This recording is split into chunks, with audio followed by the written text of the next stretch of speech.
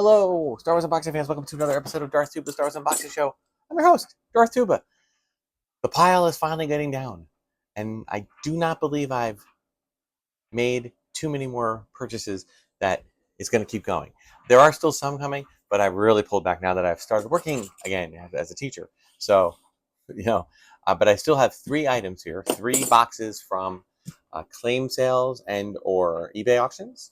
So I want to get them out and put them either in the collection or set them up for the sale. These are pretty big, so I'm guessing there may be. By the way, as I mentioned on the channel, if I get an item and it's a vehicle or a larger vehicle and it's better than mine, if it's cleaner, if it's in better condition, I'll flip that out. I don't really care. And to me, a land speeder is a land speeder. I don't have too much connection. I was just on my last episode, I just talked about my Millennium Falcon.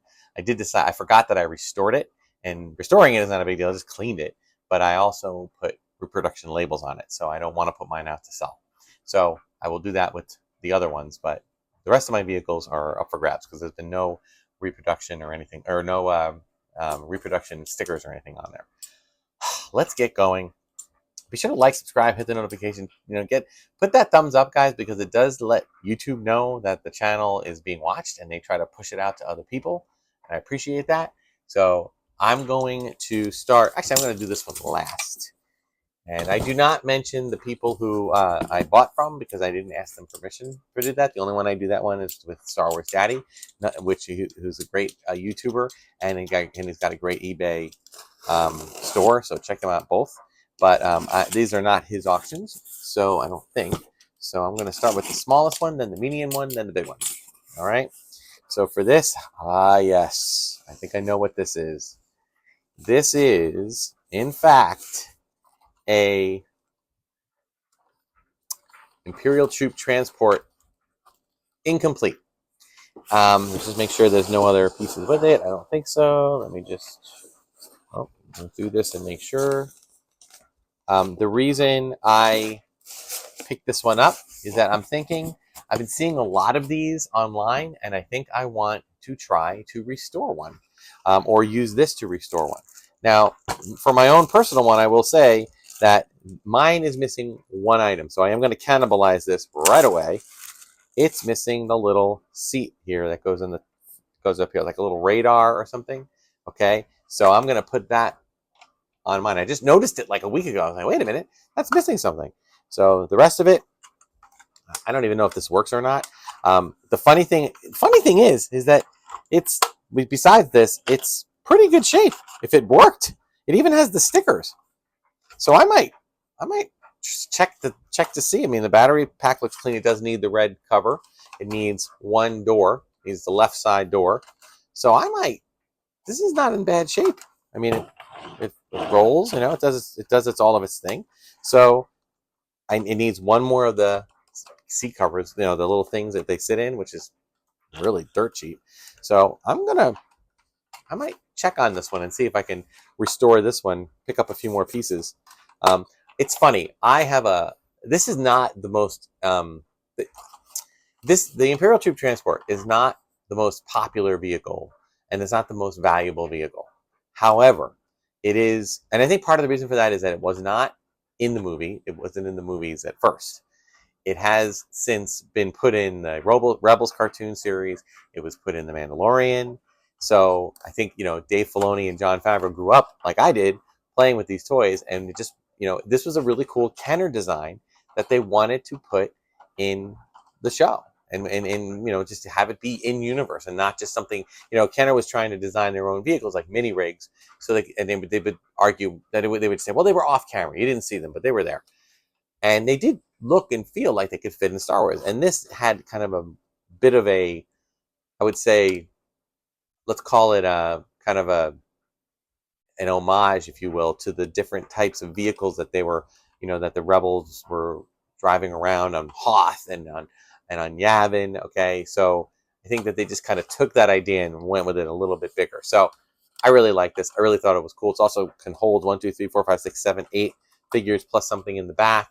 But the coolest thing about this version is that it has sound effects. Now, sound effects in the 70s, not a thing, okay, except for the pull string thing. Well, this was that type of technology, only it was done with a thing where you press the button, press another button, another sound, another button, another sound, that type of thing.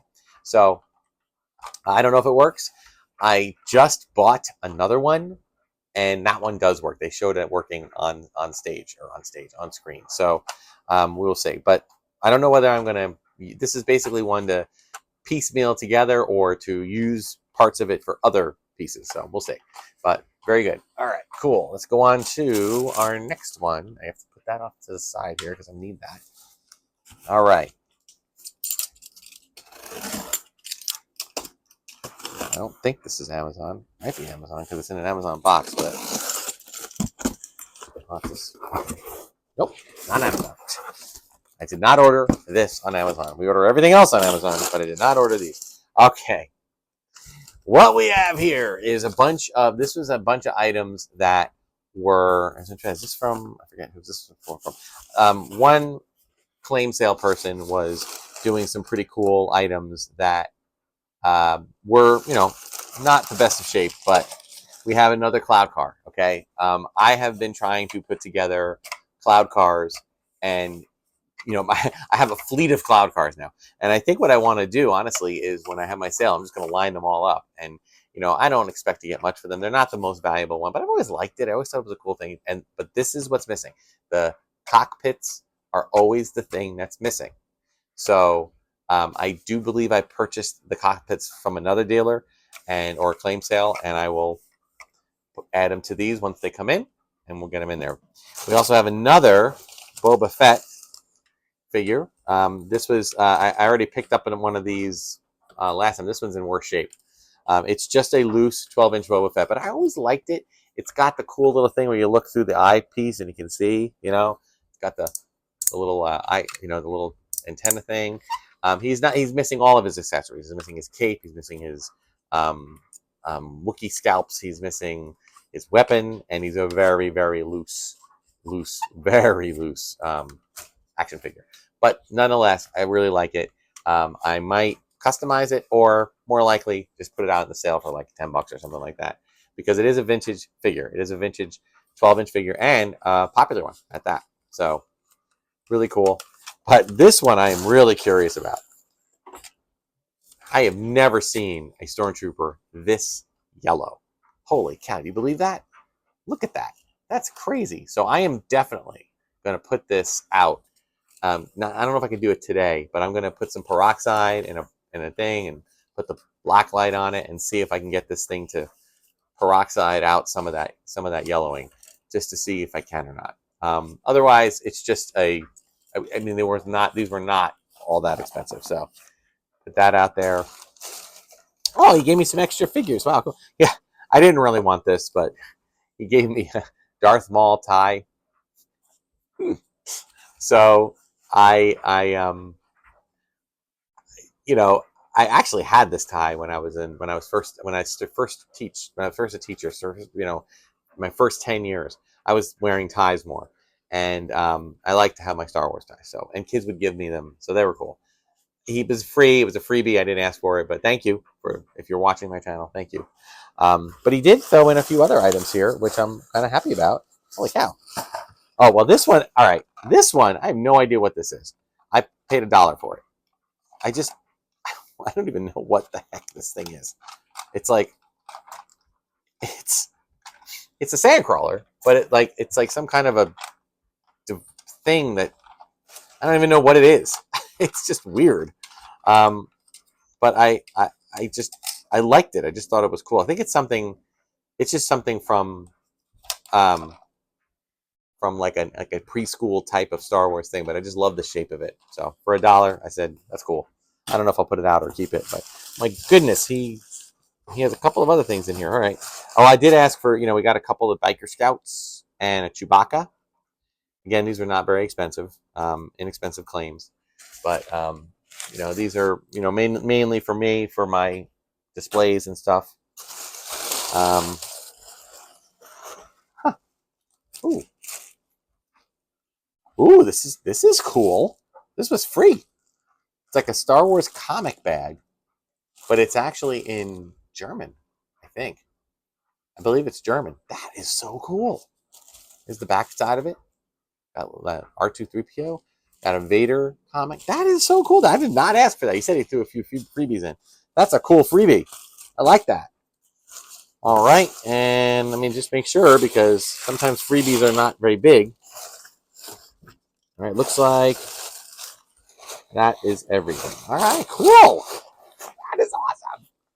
I love little stuff like that. I mean, and I'm a collector of like ephemera and things of that nature. I have a whole notebook that's filled with like clear plastic pages, and I will definitely put stuff like this in there. So awesome. Okay. Lastly, but not leastly, we have the biggest box here. Looks like this is one of those. He does what I do. He put two boxes and he kind of smushed them together to be able to house everything. So, oh yes, and I believe this is that might be the same buyer. It might be the same person. I'm not. I crossed out their names before I got a chance. But this guy did a few different things. All right, what do we got? We got Empire Strikes Back. Acrylic paint by number. That is really cool. These are just like old vintage items, not toys. All right, so let me like lay them here. So this is the I don't even know if these paints would still work. That was a big thing. Anybody remember paint by number? That was a huge thing back in the day. And it was really cool because when you got it done, you could really make a cool scene. This will go in the collection. Maybe someday I'll put it out in the sale. We got that, and we got so much bubble wrap. Oh, wow. Okay, cool. The Battle of Endor, Presto Magics. Now, here's a funny thing. Presto Magics, the Magics with an X. Presto Magics is really, really cool. A really fun thing. If you watch a previous episode, I unboxed another one. This is such a cool concept. You rub transfer into little scenes. All right, it was a really cool thing. And these are actually pretty valuable. They've maintained a pretty decent value. In fact, in addition to that one, hold on a second. Oh, all right, I'll come back to that in a minute. I hope he didn't. I hope this was just a freebie that he gave me because he was auctioning off or claiming off some Dixie cups. We have Princess Leia, we have Chewie, we have another Chewie, and then we have Han and Leia. Oh my God, they're kind of old, but I did not bid on these. I did not claim them, but maybe he just put them out there, so that was cool. And then speaking of Presto Magic, this is how they were more known for. It would come out like this because it really was just a little sheet that would fold open to a scene, and then the little rub-on transfer sheet that you would just use a pencil and rub on it. So there were two here. There was Max Rebo, woohoo, the Death Star, and I think I remember this theme, Presto Magic's Return of the Jedi. I think that's what it was, but who knows? And a Vader puzzle. It's like a 12-piece puzzle again, and then that's going to go out in the sale as well. I think that's everything. I can't really tell. Hold on. Yeah, I think that's it. Just want to make sure I didn't miss anything. Nope. Okay, cool.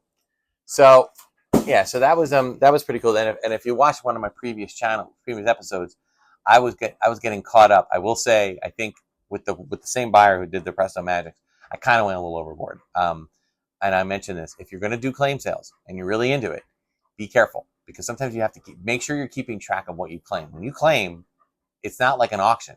You claimed it; it's yours. You have to send money. So, and if you don't send the money, it's bad form. So don't let having it. Sometimes you might claim too much and be like, "Oh my God, I didn't realize I spent $500." Which is basically what happened to me. Not as a problem. I'll make it back. Eventually, I'll make it back in the in what I resell, and I do like to have some of these items in my collection. So it's nice to have a representation. I don't need to have them all. Like I have a few of these puzzles. I don't need all of these puzzles. So I'm going to put some in the sale, and but the Presto Magics. I will say this: I ordered another set. Somebody had a couple, and I put in for them, and I won that. So if there is a double, I am going to open one up and do it on camera. So we'll do that hopefully in the next couple of episodes. All right, guys. that will do it. Oh my God, this thing is going to need some serious work. Thanks so much for watching, guys. Like, subscribe, as I said, hit the bell icon, the notification button, let people know. It lets YouTube know that people are watching the channel. Check out all my other content on Instagram. Check out my content on Instagram and Bluesky. Darth Tuba's unboxing page on Facebook. Until next time, may the Force and the toys, new or old, be with you.